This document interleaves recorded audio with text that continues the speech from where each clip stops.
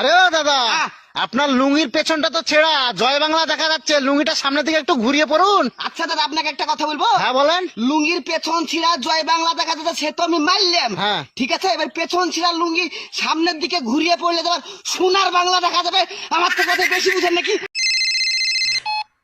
কে কে দুর্গা? ও sorry, আমি আবার অপু দুর্গার কথা ভাবলাম। কালচারটা আমাদের স্টেটে একটু বেশি তো। আরে হ্যাঁ হ্যাঁ, জানি জানি, 10 হাতালা একটা অদ্ভুত মহিলা। কি হয়েছে কি? এই অসুর, আসবার পথে একটা চেরি কালারের নেল পালিশ আনবি। 9 নম্বর হাতে 3 নম্বর নখটা না চটে গেছে। আমিও চটে গেছি, চ্যাংরামি পায়া হ্যাঁ।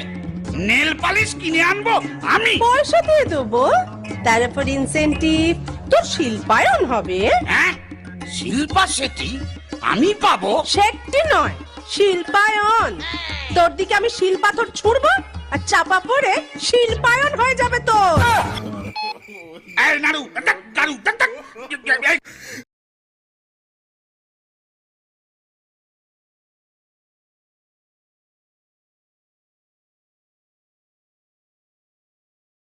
বল বল বল শালা। এই ভাই, এই ওকে এভাবে মারছো কেন? আরে শালা 3 মাস আগে আমাকে 2000 টাকা ধার দিয়েছিল, ও এখন চাইতে আসছে। হ্যাঁ তো ও টাকা ধার দিয়েছে তো ওর টাকা ওকে দিবে না? আরে ভাই দিব কি করে, 2000 টাকার নোট বন্ধ হয়ে যায়নি?